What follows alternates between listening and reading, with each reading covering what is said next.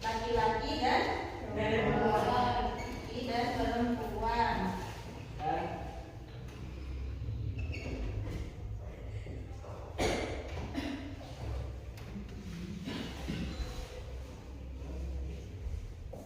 Setiap pernapasan, frekuensi pernapasannya laki-laki sama perempuan itu beda.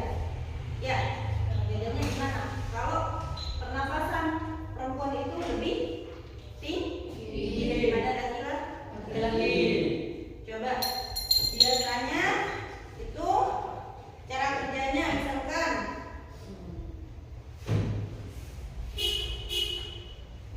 hitung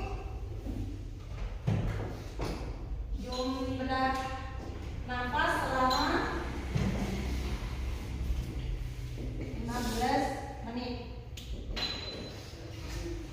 Coba dihitung nafasnya selama 15 menit. Duduk, berdiri, dan berjalan dan berlari. Tiduran. Ya, itu tiduran, berjalan, berlari,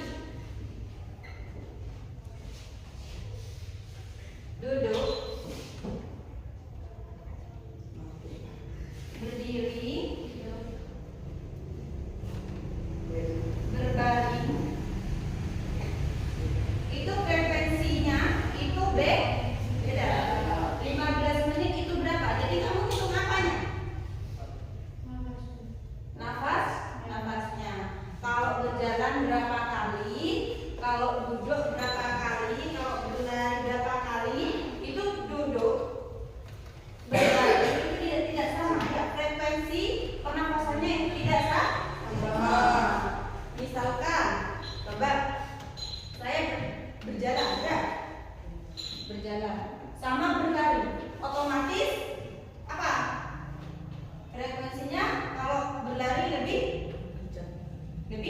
tinggi dan lebih cepat.